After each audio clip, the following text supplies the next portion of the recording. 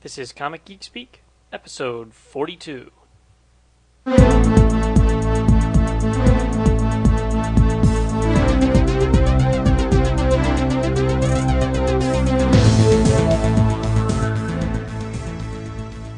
Hey everybody, this is Comic Geek Speak in conjunction with WorldFamousComics.com, the best spot on the internet for all your comics news. I'm Brian Deemer. I'm Shane Kelly. I'm Kevin Moyer. Jamie D. I'm Peter Rios. What's your name, kid? The Human Spider. The human spider, that's it? That's the best you got? Yeah. Oh, that sucks. The sum of $3,000 will be paid to the terrifying, the deadly, the amazing Spider-Man! My name's the Human Spider. I don't care. Get out there. No, he got my name wrong. Get you gotta out tell there, him. you moron. That eats you up and spits you out. And welcome, you moron.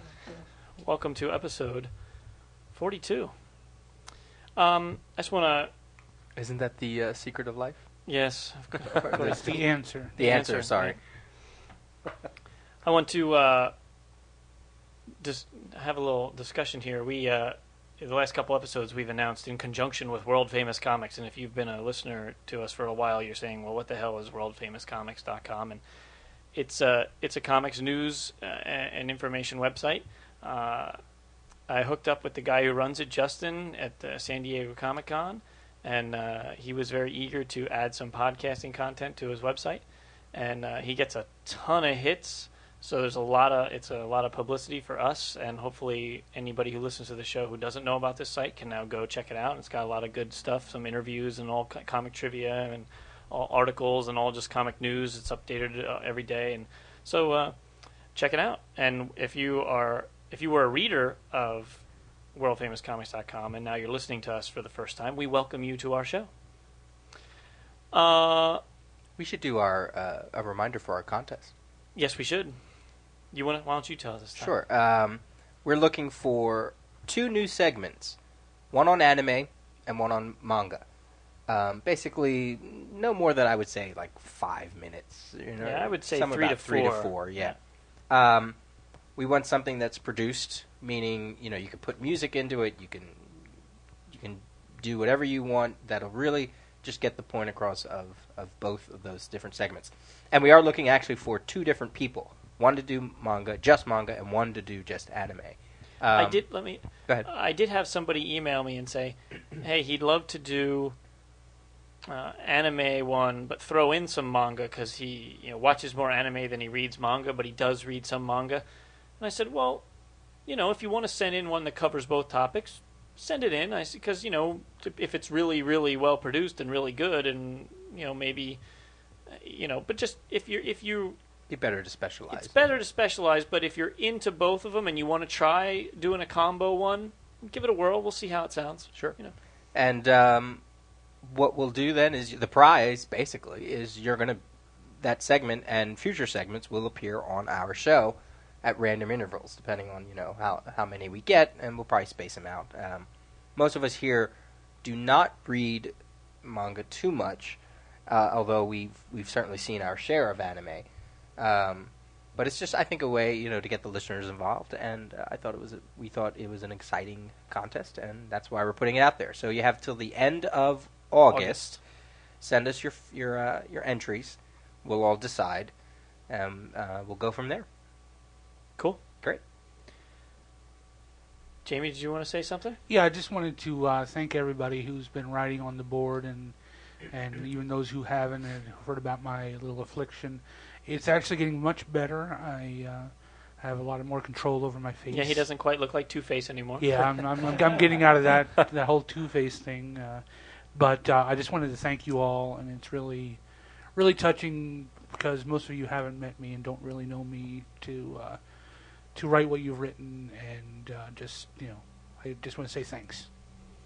Along the same lines, without getting too emotional and sensitive here, I wanted to take a second to say that I really appreciate all the emails that we get, all the participation on the forum, all the geeks of the day and all the Stump the Rios questions and everything. Doing this podcast was just something that I thought I should do from a technical standpoint because I'm a computer geek, and then to talk about comics because it was the only thing that could fill up a half an hour, and now which is now morphed into an hour and 15 minutes. And it's just so much fun for me to sit in this room, especially with all my best friends here, and talk about comics and have people actually enjoy it and have people listen to my opinion and buy a book that we recommended and then tell us that they loved it. That is just so awesome. It's so cool. And I'm having the time of my life doing this, and I just really, really appreciate every single listener that we have out there. Even if you disagree with everything that we say. And please, if you do, write in. Let us know. We want to hear that. Yeah, we stuff don't too. want just the ass kissers. But I mean, it's just so. Not that we don't love the ass kissers. Right, yes. But it's a lot of fun for me, and I really appreciate it. And that's what I wanted to say. Along those lines, you got a postcard. Oh yeah, where did I put it?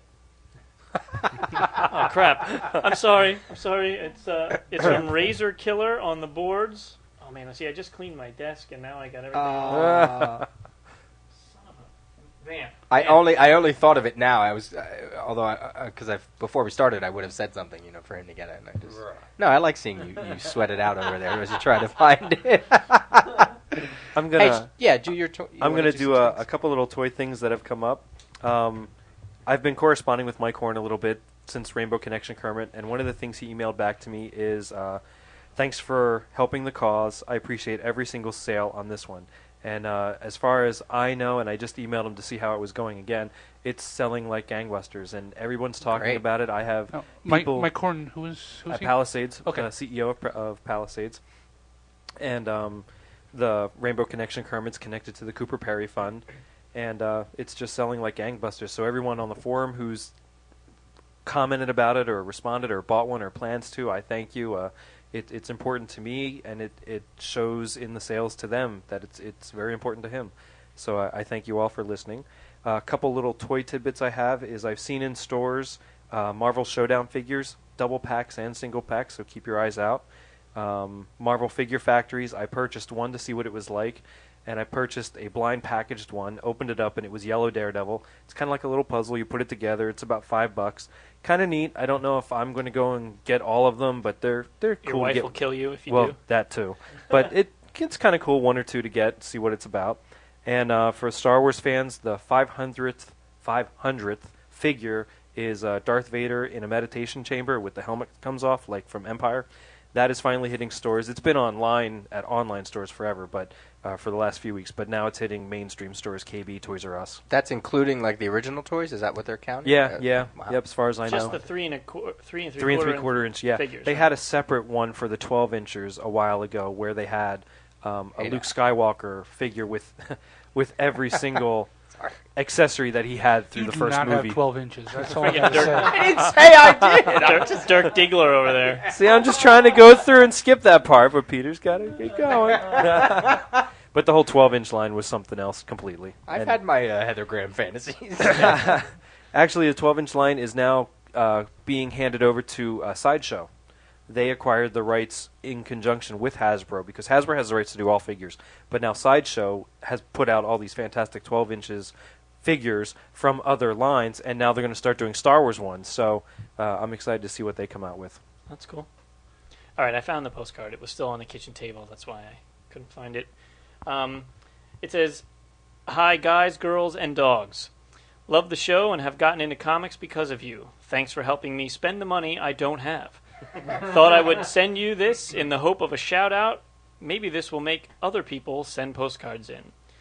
And it's from Chris Shanks, Razor Killer on the board. And he's from the UK. And the postcard is, it says, "Rush Hour in Yorkshire Dales." And there's a whole bunch of sheep crossing the road. So I really appreciate that. There's a joke in there somewhere. Yes, well, if you're, you'd have to be from England to understand. Right. But it's got a nice stamp on it. See, I collect stamps and postcards, so this is like, I get, kill two birds with one stone. A twofer. If you send me a postcard, our snail mail address is on the blog, comicgeekspeak.blogspot.com. So if anyone else would like to, what I'm going to do is I'm going to scan this in and start a place on the blog where you can click to see any postcards. So this will be the first one. Cool. So. There's our new tagline, Comic Geek Speaks, spending the money you don't have. That's right. Yeah.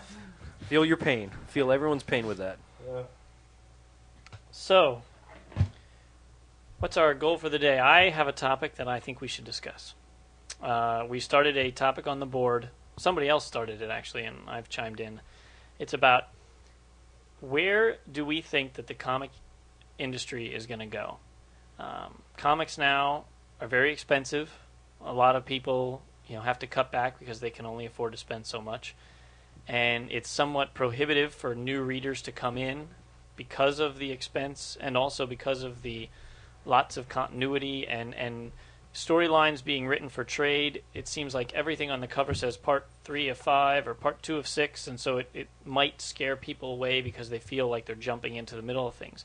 Even though for years and years and years, if you read Avengers, it was up to issue 200 something, you just picked it up because you knew you weren't going to get all 236 issues before that. But it didn't scare you because on the cover it didn't say part something of something. So we are having this discussion about how do we think that the comics industry could combat this, invite new readers, and make it more affordable for those of us who already do read to either read the titles we're currently reading or perhaps even read more without spending more money. I was going to say when you said that some of us should cut back on what we're buying because they're getting so expensive. Yes. I think Marvel did do something very right in creating the other universe. I can't think of the name of it. Ultimate Universe, in inviting new readers. I know a lot of people that I've talked to have gotten into it just because of that, because it starts in their minds at the beginning and doesn't have anything previous to go by. I think in this world today, there's so many collectors of things out there that there's almost a mentality to anything that you try to get, collect, read, toys, whatever, that you have to get everything and you have to go back as far as you can and get all of it. Otherwise, you don't feel complete. And to a certain extent, it's a shame because it's hurting the industry in certain ways, where somebody won't jump on a book because they would then feel like they have to get and go back as far as they possibly can and get everything. So they just don't bother. Some of the people on the board were saying, well, clearly there is a market for comic books because go into any bookstore and manga is overtaking the place. Now, some of it is perhaps a trend because people got sucked into the whole, it's cool to like Japanese comic books. But also because they're inexpensive for a high page count because they publish them in digest form. A lot of them are black and white, which also helps bring the cost down. And a lot of them are published in anthology style, where you buy one digest and you have 4 or 5 comics that's in there, and you read one issue of each. So you pay $10, you're getting 5 comics, or you pay $8 or whatever they cost. You're getting multiple comic books, and so it's cheaper than buying 5 issues on the newsstand of it. And so that was a suggestion. I mean, CrossGen did it. They came out with a compendium. It was monthly. It had like 6 or 8 comics in it. Sometimes one of an issue, sometimes 2 issues of a certain title. And then at first it was full size trade size and it was $10. Then it went up to $12, but then they changed it to digest format and it dropped down to $8, I think. So then you were getting like 8 comics for $8, which was a great price. You couldn't buy that on the shelf. And what I found was when I bought them, I thought, I'm only interested in these 2 or 3 titles. But I ended up reading all 5 and going, I like all 5 of them. Now I want to read all 5. So now you sucked me in with a comic I didn't think I wanted, and now I love it. And I think that could be a potential way to, if Marvel perhaps published a digest compendium that had Spider-Man, X-Men, Fantastic Four, Avengers, and Captain America or something, some of their flagship titles, and then someone could buy that one and read all the main Marvel. Same with DC, put Batman, Superman, and JLA and JSA and Green Lantern or something all in one book.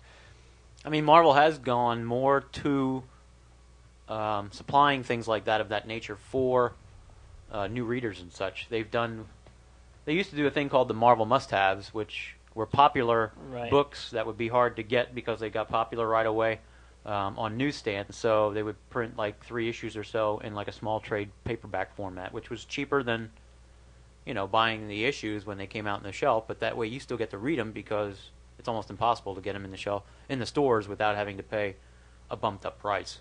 And now what they've started to do too is the flip books, they call them, which Right. has 2 issues in. One is reversed from the other. You flip them over and read both issues. So they're starting to do more things like that to be more economical, and to get people on to read more than just one title or something like that, and get more for your money. Because a lot of people on the board, and rightly so, were complaining about the whole writing for the trade concept. If you force a story to be 5 or 6 issues, it might really only be 2 or 3 issues worth of story. And so you've stretched it out, you've watered it down, you've wasted our money because we bought 2 issues we didn't need. So if you still release trade paperbacks, but as compendium, you can still have the pleasure of your monthly book. You don't have to wait 6 months before you buy the next one. You get it on a monthly basis, and now it doesn't matter how many issues the story is because everybody's buying the book monthly. It's just it happens to be in a trade format with other titles. It's not the only solution, I don't think, but I think it's a possible way to alleviate. And then some people suggested, we'll just put all the X-Men titles in one compendium. And I say, well, but I don't really want to read 5 X-Men books. I'm really only interested in one, so then I might not buy that. But if it was a mixed bag, I think I'd be more likely to buy that. Now, in Japan, all manga is like that, though, right? Like they don't sell single issues. It's everything. Right. I don't think they sell single issues. So right? they're like that's why I think it's so hard over here in the way they publish books here is like because the norm is single issue. Right. Same thing with magazines and things like that. Monthly single issues. So I think that's why it's hard getting the footing of trying to do something like that. It's been so difficult. And I just wonder if they should try it with some of the.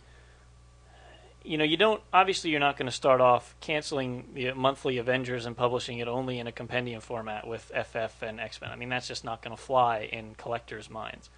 But if you started it with maybe some brand new titles that have never been out before, or some of these books that are on the verge of being canceled, you say, okay, we're going to stop the Gambit monthly series because there's not enough interest, but we're going to throw it in with 4 other monthly series. And you know what? If you could buy that real cheap, even though I don't really have a burning desire to buy Gambit, I'll be curious, and so I'll go buy it the first one. Or especially if they release 5 new titles or 4 new titles in an $8 digest or something. I would definitely be intrigued, and I think that concept has merit. I just think we're fighting the institution that's been here for so long. I also think DC and Marvel, to a certain extent, tried that, not going different titles, but DC for a while was putting up various quarterly books, and Marvel was putting out what was X-Men Unlimited was a quarterly book featuring different stories from the same group. But I think if they expanded that into what you're talking about, it would have worked a lot better than what it turned out to be in both companies. I mean, both companies are moving towards digests with their trade paperback selection. I mean, Marvel's doing a handful, and now DC just did the Sergeant Rock and the Swamp Thing. So, they're testing the waters with digests. Did you see those dollar Marvel things? Remember but have they come out? Yeah. Oh, they did? Okay. They are like this small. They're tiny. Basically, they're just like a Rubik's Cube size, a little bit bigger than that. Yeah, like I saw, Like I went, oh, is size, that or- it? Right. Yeah, and you open it up, it's black and white, and it looks like. Actually, what they look like are those. What are those things? Those porn comics in Mexico? What do they call them? They're like real. I have no idea. They reference it in. You know what? They reference it in Watchmen. Tijuana Bibles? Thank you, Tijuana Bibles. I knew it was something like that. It's That's not great. because Can of you get them at the Bambi experience. Club? More likely than not. But that's what they look like. They're like they're even smaller than Atch cans. So I saw them and I went, That's too oh, small. is that the thing that they were? Yeah, that's a little much. Was it the size of like those Superpowers comics you used to throw in with the figures, like that tiny? Maybe I don't remember, but they were small. So, I mean, does anyone else have any other thoughts for ways they could, lure? I mean, we also suggested perhaps going back to printing on cheap paper, Newsprint. and giving me $1.50 book or a $2 book or whatever. But I mean, to me, dropping the cost down to $2 from $3 or from $2.50 or whatever isn't enough of a jump to make this huge influx of new people. The thing about newsprint, because there are a couple trades, like the history of the DC Universe trade is in newsprint. However, the coloring is still more of the modern coloring, so it doesn't look right. Like, I wonder if they did go to newsprint, you'd have to almost backtrack your coloring too, or your I say inking fine. stuff, which is fine with me. But some of the colors might disagree because they're really enjoying the Yeah, new. yeah. And now in that case, seeing the original history of the DC universe, I didn't, I was like, ooh, that looks, didn't look right. But if it was something totally new, we that's how it's been for a while, back in the '80s or before that, in the '80s. So I didn't mind it then. I don't think I'd mind it too much now. Because I think it's getting to the point where it's, the industry's showing relatively strong sales numbers, but compared to the manga sales in the U.S., it's a drop in the bucket. Yeah. So you go, how do we capture that market? Well, here's moving away from format just for a second. For me, just seeing the trend of the past year and a half from both companies. Good stories, good writers, good artists. There's your first step, I think. Because market share has increased a little over the past year and a half for both companies.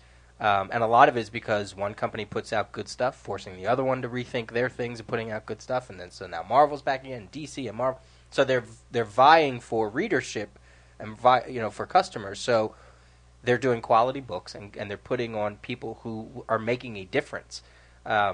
When Ultimate Fantastic Four #1 came out, that sold over 200,000 copies, which is a small number compared to what comics used to sell. But in the past 10 years, that's big. And now at one point it was like 100,000. That was like your highest selling book. Now it's 200,000. I'm hoping we can keep pushing, and maybe 300,000 will be the next one, in another year or so, so that we slowly. So for me, that's step number one. Keep the books exciting. Get me interested. All these new readers going to both companies because of all these different things that are coming out. I think that's great. So that for me is number one. What was the cover price of the All-Star Batman that just came out? Was that $295? Is it $295? Yeah, $295 or whatever. $399. I don't. No, I don't think it was that. I think much. it was $295. Yeah. Was it? Okay. Because I'm just curious because I didn't get mine yet and I wasn't sure what the price was. And I know, like you had mentioned about the Ultimates and the Ultimate line, or you said that, and those are still $225 cover price. Not all of them. Some of them jumped to $250. Some of them jumped to $299. Oh, really? Ultimates is up to $299. Well, Ultimates did. But Spider-Man and X-Men are still $225. Which is an appeal. Is an appeal. Yeah, It's still a quality book for only $225. If a book goes to $3, anything over $3, I won't get it. A regular book. A regular book. I think that price point's too much. I think it is. I just wonder how. I mean, history has shown us that they can only hold on to a price point for so long. So, and IDW's books are $3.99, which they might be gorgeous books or nice books, but I just can't spend that. Not for a 22-page store. Right. 23-page. So that's what makes me go, well, God. And maybe it's companies like IDW that'll be the first ones to jump to the compendium format. They go, look, $4 an issue. Our market share is only going to ever get so big. We just can't support millions of people buying hundreds of thousands of people buying our books at $4 a pop. So maybe they'll take, 5 of their hot titles and put them in one compendium and charge us $10. So now we're paying $2 an issue. They just have the price, and now more people can afford to buy their book. I don't know. Maybe it's not going to be Marvel and DC who do it first. Maybe it's Dark Horse or Vertigo or somebody, because Vertigo readers tend to read just about every Vertigo book. So you could put a bunch of them in a compendium, and they'd probably buy them because they're buying them anyway. Because you'd have to almost start over because you can't really jump into Vertigo books in the middle. But Dark Horse also has The Escapist, which is not quite what you're talking about. I mean, it's an anthology, but it's based around one character, and those come out bi-monthly, and they're $8.95. I mean, of course, now the packaging, pages. all that. Well, not only that, the paper's thick. I mean, it's a square well-produced. Yeah, it's a prestige format. Right. Yeah. I mean, so they're doing it sort of, so it makes you wonder. What do you think, Jamie? You're sitting over there. I can't read the look. Yeah, for me, it's just a price point. It's just they've got to lower the price point, and they keep saying I've heard it from just a fan point. Listening to them, I've heard them when I would go as a retailer, when I would go with my boss to some of the retailer things. They say, well, if you look at inflation and compared to buying a paperback or so and so, we are still lower. Blah blah blah. It doesn't matter. It's gotta be. You gotta get the kid with the $5 allowance, $10 allowance to come in and walk out of that store with more than 3 books. He's walking out with 3 books when he could walk out with 5 books at $2 a piece, or something along those lines. that's what you got to do. You've got to come out with a line that is cheaper, and that you have to keep it cheap. You can't. I mean, that's one thing I will say DC is doing with their more kid-friendly lines, such as their Powerpuff Girls, their Looney Tunes, stuff like that. They are the Justice League Unlimited. They are keeping them cheap. They're keeping them. They're still $2.25, so that price point is there for the kids. Another thing I would like to see is I would like to see some of these more kid-friendly franchises come into comics. I mean, there's got to be stories that J.K. Rowling can let somebody tell in between The Harry Harry books. Potter things. I mean, she didn't tell you everything. There's some things that she can maybe give them outlines and trust some writers to write some half-decent stories in between. I mean, it wouldn't be stuff, you wouldn't be seeing Dumbledore dying, or you wouldn't see Ron Weasley suddenly, lose a leg. But there are other stories, and try to get some of those cross-promotional. Well, you got to read the books, Peter. You got to read I'm one of the going comic to. books. I'm stuck on book 3. Jesus. Freaking books kick ass, Yes. no matter how and old they you read are. so freaking quick. Oh, Good right. Lord. But anyway, Bitches. Go on. just some stuff like that. Some I haven't read one yet. Good. some higher I don't know what I want to say now. Some higher See, you're profile. ragging on me too much. Some You lost higher your profile. Shut up. Some higher profile stuff to get the kids in. I mean, good Lord, when you look at bookstores across the nation holding midnight Harry Potter parties, and kids by the hundreds are at these parties. Kids are finishing the book in yeah. 4 hours. I would love to see the Don't they have school? Not in the summertime, Peter. I would love to see. They should. I would love to see again something at a comic book store where I see hundreds of kids in there waiting to pick up that issue. Even of if they did Amazing Spider-Man, the comic book version of the books. Mhm. Because the kids would buy it because they haven't seen it drawn Yeah. out like that. I mean, Yeah. they've seen the movies now, but they still haven't seen it. Yeah. And the movies still differ from the Right. books. I mean, and they so could just do. much. And each book. I mean, how many comics would it take to make Goblet of Fire? I mean, that'd be a 200 issue year. series. I mean, pump do- them out. I it mean, does- something. It does work because weren't they buying like the Pokemon and the Sonic the Hedgehog was yeah, like really Oh, Pokemon yeah. when it first Is there came are out there was huge. SpongeBob comics? From what I know, Tokyo Pop has been doing a lot of the kind of like the old photo novels where they take the actual cartoon and put it into See, the comic and right, book and form. how brilliant is that for Tokyo Pop? Because they sell a huge line of manga, Mhm. so they get the 5-year-olds to buy comic books, and then by the time they're 10, they're reading manga. Well, And it's so smart. I picked up. I don't know if it's coming in this order or next order, but they put out some Sesame Street ones. Oh, get out. Like an Elmo and Zoe. And as soon as I saw those, I looked at them and I thought, "Yep, I'm going to get those for my niece. Get her to start associating comic books with reading, and then eventually I'll start trying to turn her on to some of the other things that Unky likes. That she can start reading and try to draw her into the world, in any way I can." So Yeah, I have two nephews, and when Free Comic Book Day, when DCBS sent us those books, they included Marvel Age Fantastic Four and Spider-Man #1, which is aimed at kids, and I think Batman Strikes #1. So I just gave them to them, and my one nephew, he's 7. He put it on his bed, stood off of the bed, and just flipped through and kept flipping through. And I'm going, okay, let me watch. He didn't know I was watching. Let me see if he's getting absorbed. He couldn't quite read all of it yet, but, he was looking at it, and every now and then they still pull it out. So it's like, it does work if you... I guess that's another thing. Sometimes if you know of younger people, maybe it's your job as well to kind of... If you have a niece or nephew or something like that, and your sister or brother doesn't mind, throw them a comic. Make Or sure it's son. kid-friendly and... Right, don't give them Preacher. Yeah.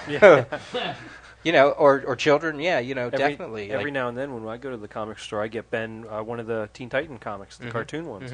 And he knows who it is. We watch the cartoon, and he knows. He's like, "Daddy, Teen Titan, Teen Titan." All right, you said it. Here you go. I think that there's probably a lot of kids, if you're only 5, maybe you don't even know what a comic book is. Right. Perhaps Marvel and DC should be, if during the Teen Titans cartoon, DC should run a commercial for their comic books. Let them know, take kids, get your parents to take you to Walden Books or Borders or your local comic book store to get Teen Titans the comic book for more adventures. And advertising works, especially when you're 5 years old. Yeah. I think we saw at Wizard World, didn't we see a commercial that they were playing that actually advertised comic books? And Marvel was going to start showing those on TV during cartoon time. Yeah, it was.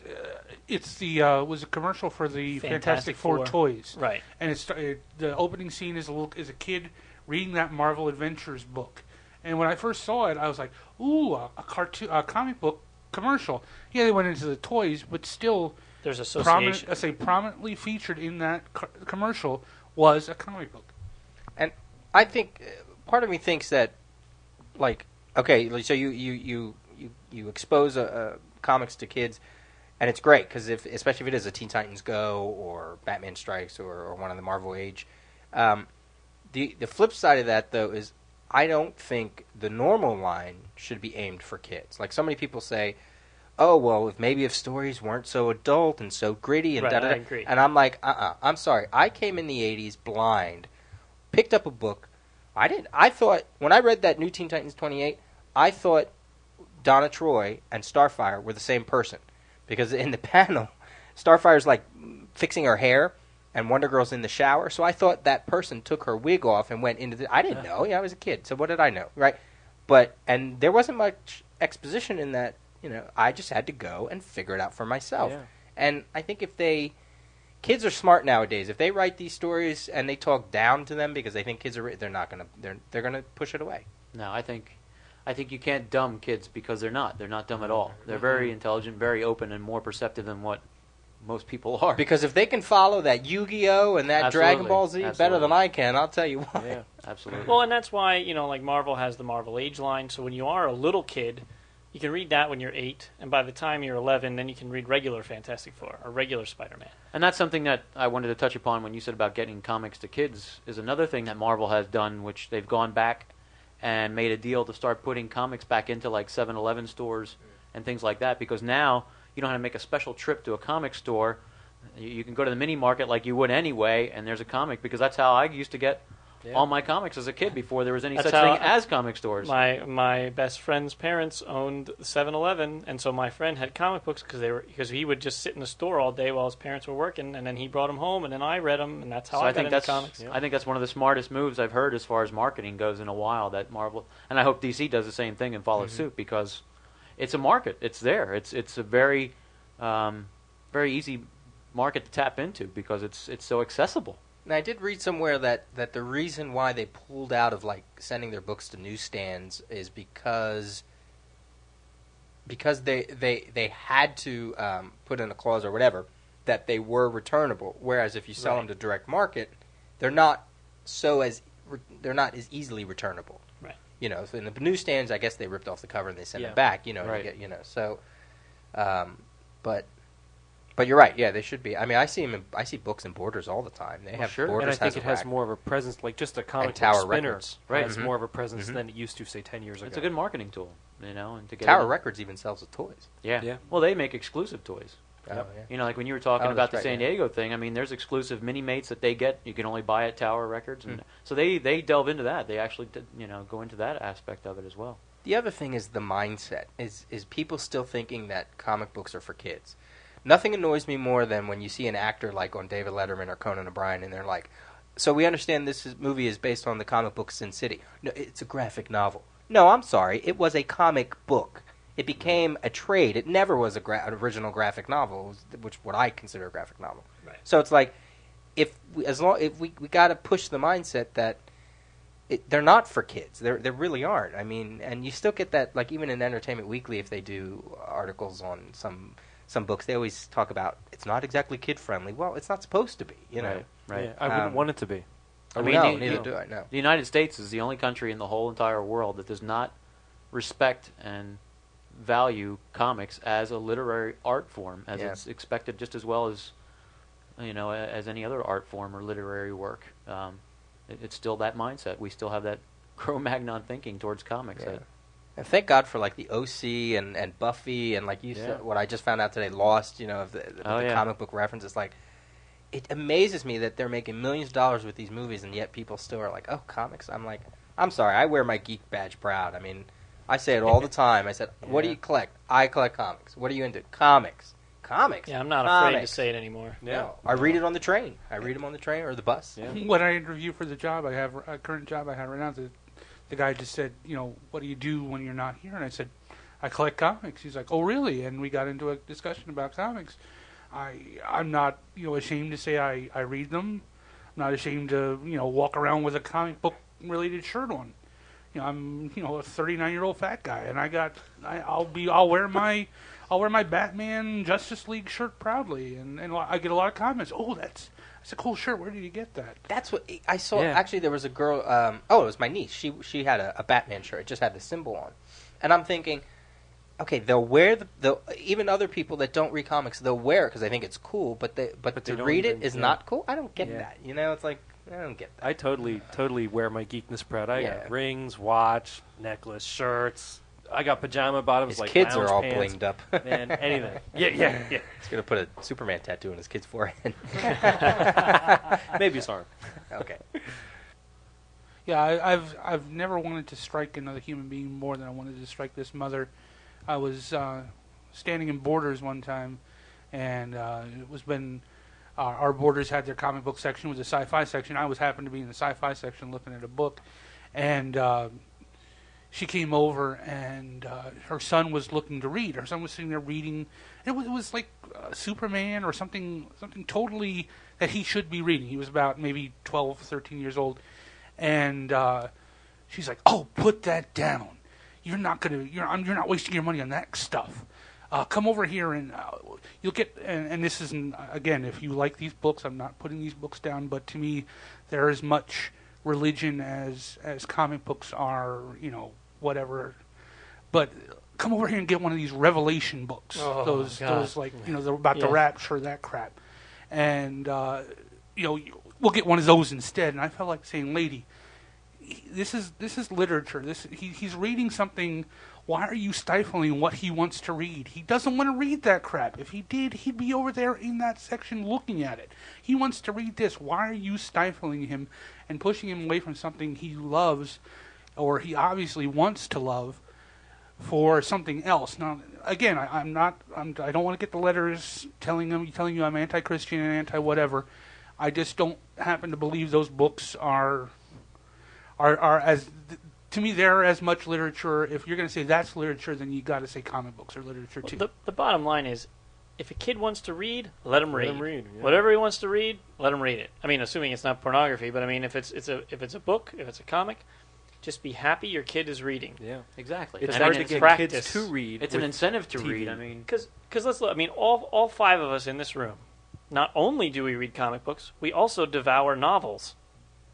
So I mean, it proves that, or it might prove that reading comics can lead to reading regular books as well.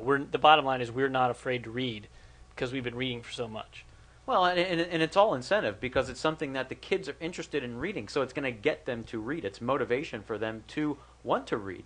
So that's the whole principle behind it. Yeah, okay, maybe you want your child to read something else because you feel that's good for him as well. But it's like anything else. If you're motivated to do something, you're going to want to do it.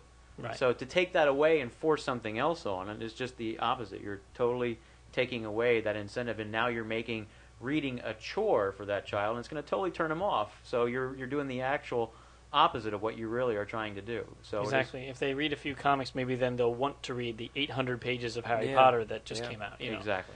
And that's a miracle. I went to the fifth book of Harry Potter, Order of Phoenix. I went to the midnight thing because it just fell on my birthday, just coincidentally. And I'm standing in line waiting to pick up my book, and I'm watching all these kids grab their book. Either they pay for it, their parents pay for it. If their parents paid for it, they left. If they paid for it, 90% of them went and sat around anywhere they could find space and started reading it right away. And I'm thinking, this is fantastic. Kids sitting around reading, not watching. And I love TV, and I love movies, and I love video games, but not watching TV, movies, and video games, and that's it. They were so excited, so passionate to, new Harry Potter book, oh! And I loved it. I absolutely loved And to that see it. could I be want their to see kid it more. every Wednesday. Yeah, absolutely. That's how I am every Wednesday. And that's why I said I would love to see passion like that again for something in the comic book community or for a comic book event. Now, And granted, we're more distracted nowadays because there are video games out there and there are card games out there, and and we didn't have all those things. We had sort of most of the things that we had when we were younger. You had to actually go do. You couldn't be on the internet or whatever. But I still think that and I love the emails that we get and some posts on the message boards where some of the parents talk about they give their kids certain books and they're just as excited. The one poster, his dad has like thousands of comics and he's starting to read them. And I love that. And then there's that 14-year-old that reads like all that Vertigo stuff. Yeah, yeah. 14 going on 30. Yeah. I think that's great, and I think I think you can get new readers, you can get kid readers, without changing your style and your format. That argument about that comics aren't they're not for kids anymore. Well, I don't ever think they really were. Even Stan Lee says when he was writing comics, he says I wasn't writing these for kids. Yeah. He says that in an interview. I've heard that with my own ears, or read it or whatever. So it's that mentality. I think I don't know. You can't keep thinking that way. can I tell a little heartwarming story from my past as a child? No. One thing my dad always did, and I always felt like I had a great relationship with my parents in general, and my dad had no clue about what I was talking about when I talk comics. He just did it because I enjoyed it.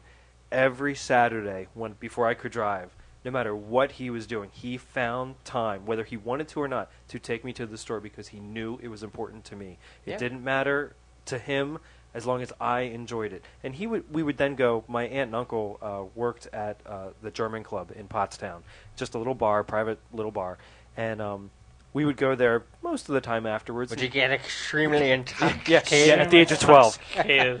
So that was frickin' swear. He'd go there and he'd have a beer and I'm having a soda and I would talk his ear off and he would just sit there and enjoy listening to me talk about something exciting. And it was something that me and my dad did every Saturday for 2-3 years before I got my license. And it was great. And I thank him and I love him every day of my life for being able to do stuff like that. And I can only hope I am able to do that for my kids as easily as he did.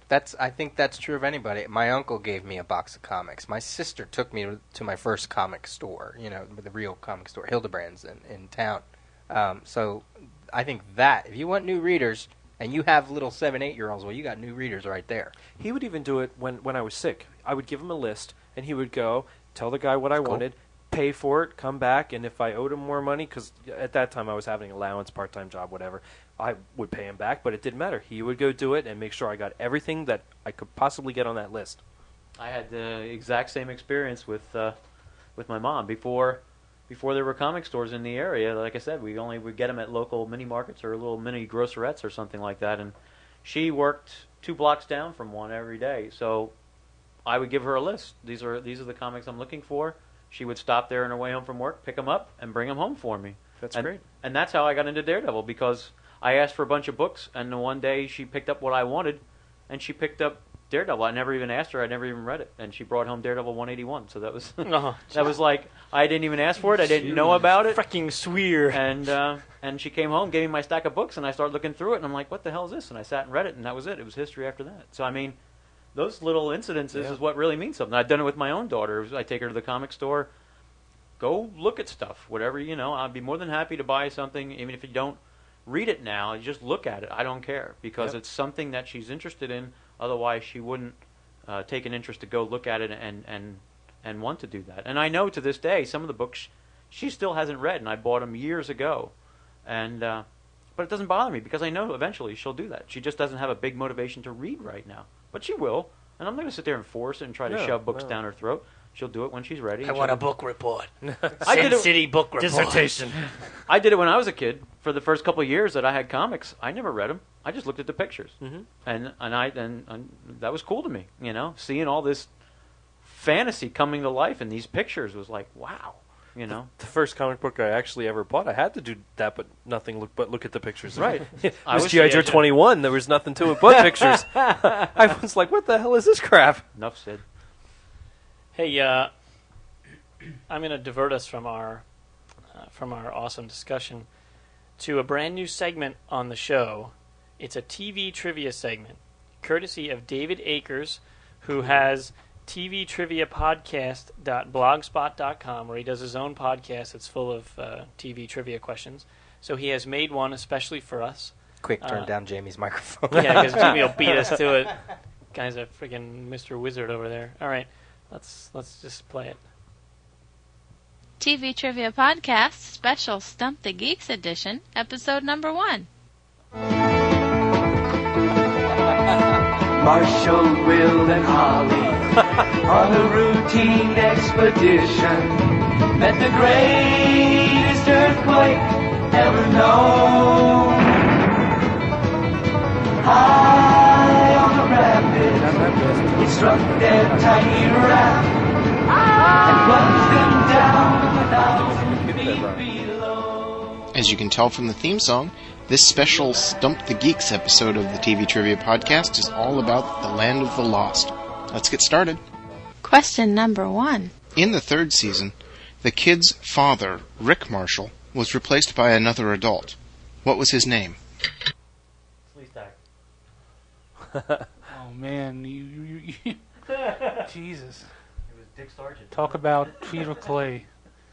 Land of the Lost was not one of my favorite shows. Oh, I love that show. It was like an uncle or something along that lines. I think he was their uncle. I thought it was in the family, but it was mysteriously the uncle. It's giving us a time limit here. That's great. That's great. I didn't even know it went 3 seasons. Rick was replaced by his brother, Jack Marshall. So, Question number 2. The show's big villains, if you wanted to call them that, were the lizard-like creatures known as the Sleestack. Oh. One of their number What's the came good from one? the past. Oh. What was his name? Wow. Was that I the don't good? know. That was the No good one. idea. No idea. Oh man! All I know is the little girl is Chaka. The little, That was a girl? the little like. His name was Enoch. wasn't a Neanderthal girl. Question number I don't know. 3. By what name did Enoch refer to the Sleestack? Jeez. Oh man, I don't know.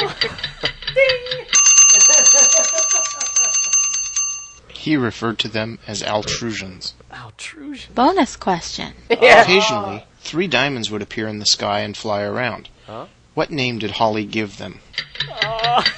Butterflies. No. Those I frickin' actually clue. remember, Acid though. trip. I don't know. She called them Skylons. Wow. That's it for this time. I want to thank the speakers of Geek for giving me the opportunity to make a cameo appearance on the show. You can go to tvtriviapodcast.blogspot.com to listen to other episodes or to subscribe to the feed. My email link is there too. Until next time, keep speaking geek. Wow. Well, you kicked our ass, man. Yeah, it Wiped really us stumped out. us. I don't know. I either watched Land of the Lost or the Valley of the Dinosaurs, and I always watch Valley of the Dinosaurs, so I didn't watch Land of the Lost. I watched it all the time, but I mean, you know how I retain shit, and I was like 4 when I was. So how the hell would I know any of that? I watched it sporadically, but not near enough to remember anything. Yeah, like I said, that was not one of my favorites. Wow. I watched it, but I don't remember anything. Yeah, that's. I remember the lights in the sky. That I remember. The 3 diamonds in the I sky. don't recall that at all. That I remember. What was the dinosaur's name? The Tyrannosaurus Rex. They called it because it used to always come after them. It's like Grumpy or Something like that. Yeah. God, they were great. And she was so cute. I had such a crush on her when I was a kid. She was like not cute but cute in the same way. Ooh, Grumpy? No. No, Chaka. Love In that that primal sort of way. Yeah. We got a Geek of the Day. I have to find it now. This one is from Rusty. He goes on the message board. He says, "Hi guys, this is Rusty coming at you with a Geek of the Day. This is a little late, I know, but I just got to tell someone. Star Wars episode is this Geek of the Day for Star Wars Episode 3. It is? Has been a while. Let's say it's not as bad as if it was Star Wars Episode 1. He says, okay, it's the day before the movie, 11:30 p.m. to be exact. I asked the family what they're dressing up as, and they're all like, no way I'm dressing up and make a fool of myself. I insult their pitiful attempts to be normal, as I donned my stormtrooper costume, complete with mask, white sweats, gloves, sweatshirt, white sweatpants, and white shoes, and stormtrooper rifle. At the theater, there's a line stretching to the back of the mall. This turns out to be a good thing for me. People are taking pics of me, asking me to pose with them, and so on. I get that little feeling of true, pure geekiness. At the end of the line, the security guard tells me to take my mask off. Me and the guy in front of me get into a discussion about getting pushed around by the man. Inside the theater, I sit in the front row and get compliments and talk to my fellow Super Star Wars geeks. Did you get that crazy feeling when the Star Wars logo popped up? I totally got the geek out feeling again. I always get that when I first hear it, and the music comes on. It's awesome. Anyway, I'll wrap it up. During my second favorite fight, the one with Yoda and the Emperor and Anakin and Obi-Wan going back and forth, the film cut. Split in half. Cups and popcorn tubs were flying towards the projection booth. Me and some friends went and talked to the manager who said he could do nothing. After 30 minutes, the film started back up. The next day, me and my friends at school had the same kind of problem with the film. All in all, a geek's dream night. Thanks for the great podcast and keep on geeking. In geeky pride, Rusty. Wow. I had that same experience in the movie theater. We went to see The Mummy when it first came out. Mm-hmm. And we're sitting there watching it, and at the end, like the last 10 minutes, the film ripped. Just as we were ready. So everybody was like yelling, screaming, carrying on. And luckily it was playing in two different theaters. So everybody like got up and ran over into the other theater to watch and watched the end over in the other theater. Fortunately, that happened, but man, that is so disheartening. I have a good Mummy 2 story. At the time, I was managing the theater, and Tasha worked there too. That's how we met. And we used to always go in Saturday morning at like 8 o'clock because the theater didn't open till noon, and we would just watch a movie all by ourselves. Every week, every Saturday morning, we went and watched whatever movie we felt like. Because I was a projectionist, so I just go upstairs, throw out the movie, and we'd watch it totally undisturbed by anybody. So we're watching The Mummy Returns. That's what it was called, right? Yeah. And it's a pretty good movie. We're digging it. And again, we're the only ones in the theater. And no one shows up for work until like 10:30, 11 o'clock, because the theater isn't open until noon. So the movie will be over before anyone else gets there. All of a sudden, a flashlight is shining on us from behind. We're turning around and going, what the hell? And of course, the theater's dark, and the flashlight is blinding our eyes, so we can't see who the hell. And I'm like, oh my fuck, because we were robbed at the theater by gunpoint like a year before this. So I'm like all paranoid. I'm like, holy shit, what's happening? It's the freaking cops are in the theater. Now I unlocked the back door with the key. You know, the door locks behind me. I'm like, what the hell? How the hell did they get in the building? What's going on? And they're like, who are you? What are you doing here?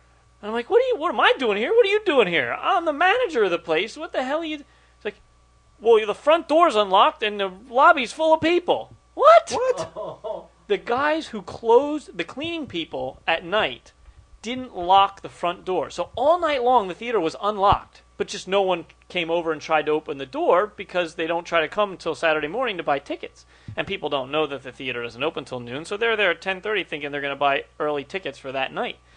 But we came in the back door, so we didn't unlock. So he's giving me a hard time. I can't go upstairs and stop the movie because he's not going to let me out of his sight because he doesn't believe that I'm the manager because there's a lobby full of regular people and we're just dressed in regular clothes. So he thinks we're some customers who opened the unlocked door and figured out how to start the movie on our own. Yeah, right. If he only saw the projection booth. So he wasted like 15 minutes. And I have to tell him, look, I don't even work today. I'm here on my free time. So he had to shush all the people out of the lobby, and they're all pissed because they're like standing at the concession stand waiting to buy popcorn. It's like, you asses, what the hell are you doing?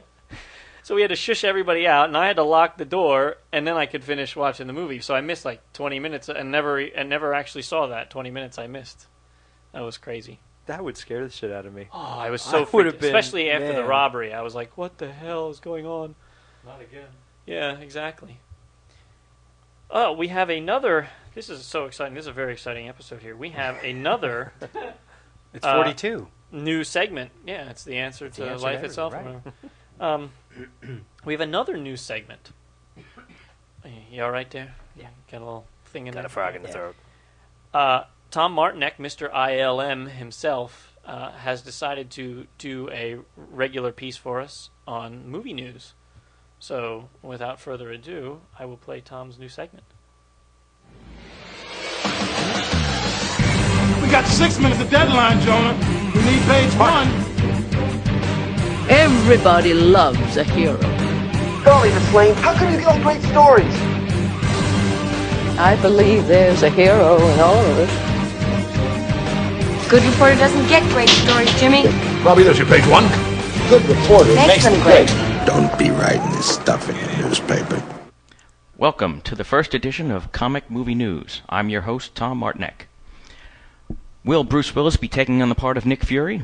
9animationhq.net is reporting that Paramount may be casting Bruce Willis for the upcoming movie Nick Fury. The film is part of a 2-picture deal the studio made with Marvel that also includes the rights to Captain America. The studio has not yet hired a screenwriter or director for Nick Fury. New Line Cinema is taking on Ex Machina. Hollywood Reporter announced that New Line Cinema has picked up the rights to the critically acclaimed comic book Ex Machina. More information on this as it develops. An announcement at Comic-Con revealed that the live-action version of Will Eisner's The Spirit comic book was in the works. There's no director, star, or production designer yet, but Sin City was mentioned over and over as an example of the film they wanted to emulate as far as nailing the look and style of the original source material.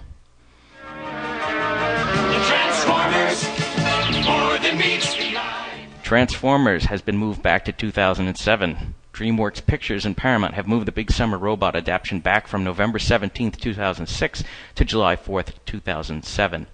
The feature, based on the globally popular Transformer franchise, will be directed by Michael Bay. Transformers! Voltron assembles for the big screen. The Hollywood Reporter ran a story that the green light's been given to a big-budget feature of Voltron, Defender of the Universe, the 1980s giant robot kid TV series and toy sensation. The story being developed will be based on the series about 5 Maverick Explorer pilots who must travel to the planet Aris to learn how to operate Voltron, a giant mechanical warrior formed by 5 smaller robots. Released in 1984, Voltron, Defender of the Universe, quickly skyrocketed to the #1 children's program in the United States. Merchandising rapidly followed, and more than 100 different Voltron products were on the shelves around the world. New Line Cinema has acquired the rights to the 12-part manga comic called Parasite. Japanese director Takashi Shimizu will helm the sci-fi film.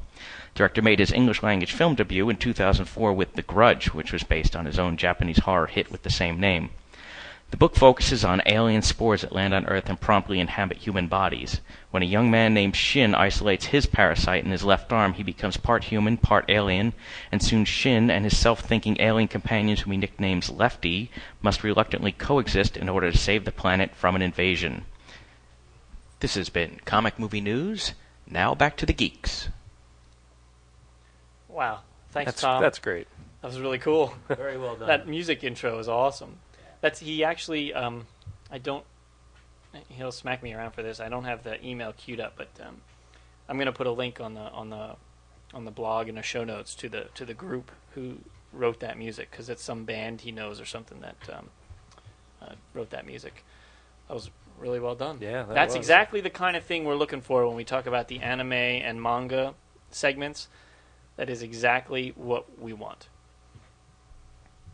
Yeah. Yes. Everyone's just shaking. Like we're on a radio show. It was frickin' sweer. Sweer. Although one thing he did say that I was not real wild about, and even though I love the comic book, I don't want an Ex Machina movie already. Let's let the book develop. There's so much to that book that they haven't hit on yet. It's not like a Superman or a Batman where there's so much history that you can... I just rather see, that book's on like number 17. Let's wait till it hits 50, and then maybe do a movie about it. It's good source material, but I just, as soon as I heard it, I was like, no, don't mind that already. Let's let the comic book be the comic book, but for a little bit, please. That's just my 2 cents. I think Jeff Loeb also is tapped for a screenwriter for that Spirit. I think that's what I read. They're not going to get Sam Jones for that. Sam Jones. Oh, did it actually be? I'm excited about both Transformers and yes. Voltron. Yes. See, I'd rather watch Johnny Sacco or Ultraman. Yeah, but see, that's the extra 6 or 7 years you have on me. I mean, know. Transformers and Voltron was right when I was that age. Transformers I could get into. Do you think that? I mean, obviously they must have done the Voltrons one in answer to the Transformers one. They're probably Yeah, probably it was. so. Yeah, that was definitely some. But Voltron, oddly enough, I like the Lions Voltron much better than the Cars. There was that one with like 30 that's the cars. one they're going to be doing. Yeah. But that one with cars. Whoa. I was already done watching cartoons when that thing came out, so I never saw that. I never stopped. Peter, you thought you could get off the hook, but it's not happening. It's time to stump the Rios. German dance party. This is another listener sent Stump the Rios. It's from Michael Stegmeyer. We'll go right into the questions. Question number 1. What ritual was performed on John Constantine's ex-girlfriend Isabel? An exorcism. The answer he has down is The Scarlet Woman. Okay. It's from Warren Ellis' story, Haunted. Question number 2. What is the first real spell that Nico uses in Runaways Series 1? Oh,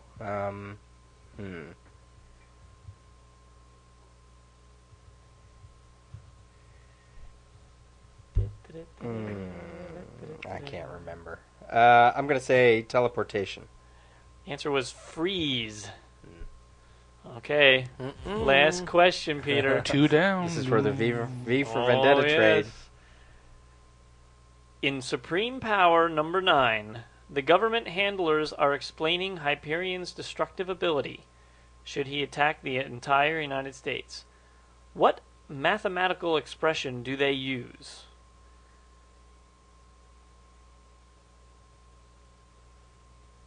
And I mean, mathematical expression. It might be. It's not. No, like an equation I know or exactly something. what he's talking about, and I'm trying to. It's because they're talking about the destruction of all the people and the million, like, killing people. Is it chaos? What the hell is that? It's like right there, and I can't.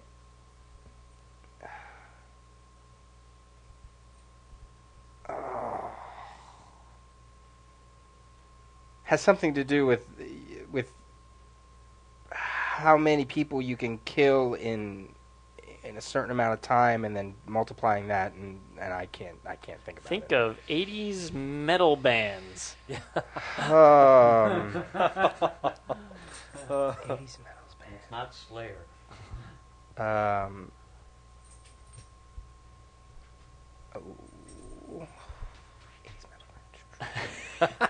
Okay. That's funny. Megadeth. Yeah, I knew it was something like Oh, that. we Damn. have a stumper. Ding, ding, ding, ding, ding, ding, That ding. was so close. All right, so what's his name again? That is Michael Stegmeyer. He says he's from Omaha, Nebraska. All right, send us your email or your address, your snail mail if you haven't already. And what was good about that is you've read I've all read, those, right? Did you read the Constantine No, I haven't read stuff? the John Constantine. I've read some, but not all. I've read the Runaways, and I I knew exactly what he was talking about with that Supreme Power, but I couldn't tell you. And I knew I was dancing around the exactly what it was, but awesome. whatever. It's been a long time Plus, since we've had a stumper. Don't you owe the little box something? Oh, I owe the box $1. I'm changing my thing. One wrong question, 25 cents. 2 wrong questions, 50 cents. 3 questions, $1. So I owe the box $1. Pete's gonna go broke. I am gonna go broke, but it's for a good cause. That's For a right. good cause. Comic book legal I'm gonna defense use that fund. to buy breakfast tomorrow. No. Let me see what I got in here. We got there's a quarter. 1 penny. There's 50 cents. That's a peso. It's a peso. Shut up. There's What's that Canadian nickel doing there? 75. Turkish lira. What the hell? How many rubles does it take to equal $1? I got a SEPTA token. Here's $1. Boom. All right. So, Michael, you'll need to email us your address so that Peter can send that out to you. And I'll by the next episode, I'll let you know what the next. Yeah, by the way, giveaway for is. any new listeners that we have, send 3 comic book trivia questions to Peter. If he cannot answer them, we will send you a prize. In this case, it was a V for Vendetta trade. Under normal circumstances, it might be a T-shirt, it might be something else, something we have We'll up our see. sleeve, We'll see whatever. Yeah. And we might have special ones in the We have future. some San Diego stuff that might be fun to give away. We'll see. So, If you can stump them, and the rest of us are the judges. If we deem that a question was unfair, we will say so. And so, just those do your are best. Definitely fair. Send in questions. Yeah, those are great questions. Well, I think. Does anybody else have anything else to say? No. Go ahead. We could do a little Avengers. Oh, absolutely. We had talked last episode about the Avengers and what I thought, and I read the little blurb, and I figured rather than sitting there typing, I'd just talk about it. They were talking about how they didn't like what Bendis had been doing with the Avengers and so on and so forth. My only pet peeve, because the Avengers is a roving roster. There was never truly a big five like the JLA. There was always just Cap was usually there, Thor was usually there, Iron Man was usually there. Everybody else came and went, and even those characters came and went over the years so there was never really a base roster. So I'm not that upset about the roster. I don't like Wolverine in every goddamn book. That's one of my pet peeves about Marvel right now. He is way too overexposed. I would like to see them pull him back, put him in one X book, have his own book, and that's it. I don't need Wolverine and Artie. I don't need Wolverine and Morph limited series. Just, pull him back. He's a little overexposed. But the other pet peeve is just, it seems that every character Bendis is working on in the Marvel Universe is now part of the Avengers, with the exception of Spider-Man. He's bringing in Luke Cage, who he's revitalized. He's bringing in supposedly Daredevil, who he's revitalized. Sentry, I'm not sold on Sentry, but I'm there. I want to see what they do with him. So I really don't have a problem with what he's doing, other than just maybe he's making his own little universe a little and dovetailing the Avengers into it now, which I don't mind that much, but I like his universe where his universe was. I like the Avengers universe where it was. It's just little different parts of the universe that I didn't think had to dovetail together. But as a whole, I'm sitting back. I want to see what he's doing, although there are some things coming out now. We're not spoiling things, but House of M has kind of almost cheapened some of the things he's done with the Avengers and the whole Avengers destruction, the deconstruction with the Avengers. People saying that was a major event in the Avengers. Yeah, in a way it was a major event, but they've also gone through a lot worse. For me, the Master of Evil story that they went through, that was a whole hell of a lot worse. Everybody took a beating in that story. Jarvis, poor Jarvis. There is a trade of that called Under Siege. Yeah, beaten within a while. When was that? That was back in late 80s. 87, 88, I'm guessing. Yeah, it was in the late 80s, early 90s, and it was a great story. It was well written. I think it was Roger Stern was still writing it at that time, and well drawn. I think it was John Buscema and Tom Palmer doing the inking, and it was a great one to set out. And that was, if you want to see Avengers at a very bad day, that was Avengers at a very bad day. I don't want to get into it too much, other than to say seek out the trade, read it. Let me know what you think, if you think that was a little worse day than the whole chaos thing. But on a whole, my opinion is just go with it. This, don't worry about it. The Avengers was made to go with a whole bunch of different characters. That is one of the things I loved about the book. That is one of the things that I thought made the book my favorite book of all time, and it still is my favorite book. Even if I give up the majority of comic book collecting, I will always collect the Avengers as long as one is put out. So that's my little mini geek of the day. There you go. So stop your bitching and read it and like it, because Jamie says so. That's right. The Shiznit Pimp says it. It's got to be good. That's right. Yeah, but didn't you just trash Daredevil in our Book of the Month? No, he's not going to be. I'm kidding. Did you see my post on that where they said, well, it's not Daredevil? Right, it's not Daredevil because it's probably Matt Murdock under there, and maybe they're going to sidestep it. I hope it's not Daredevil. I really don't believe it will be. I don't think they'll stoop to that level. Yeah. Bendis, I don't think has an interest to put him in that book. I don't think he even wants to even travel down that path, yet alone actually execute that. It's Shang-Chi. Betcha. Iron Fist, something like that. Iron Fist, huh? Master of Kung Fu. Well, come on, think about it. Iron Fist and Power Man's already in the book. Luke Cage. That'd be interesting, I think, rather than Shang-Chi. Yeah, could be. Why would he be a Ronin then? I don't know. That I don't understand. That I don't know. Because I didn't read that Iron Fist mini that came out not too long ago. Right. So I don't know what they've been doing with the character since the last time we saw him predominantly. So I think all 4 members of Power Pack have fused into one new person. That's what I think is. Some chemical reaction happened. Whew. Maybe a speedball. Yes, we can only hope. That would be frickin' swear. All right, if you haven't heard, our next Book of the Month club will be The Walking Dead Volume 1 trade paperback by Robert Kirkman. You can pick that up at instocktrades.com for 40% off, as well as Volume 2 and 3 if you would like. If you want to send us an email, it's comicgeekspeak@gmail.com, and our blog is comicgeekspeak.blogspot.com. We are a member of the Comics Podcast Network, which is at comicspodcast.com. Thanks again to Bob at GameCircuit.net for hosting our show. Vote for us at Podcast Alley and subscribe to us in iTunes. If you want, you can buy a t-shirt. You can get them on our blog. They're $10. That includes shipping. And once again, we have partnered up with worldfamouscomics.com, where you can find all the best in comics news and information. So until next time, we are Comic Geek Speak, uniting the world's mightiest listeners. I just totally screwed that up. Okay, Chris, I'm so sorry for screwing up your phrase. We are Comic Geek Speak, uniting the world's mightiest heroes, one listener at a time. Bye. See ya.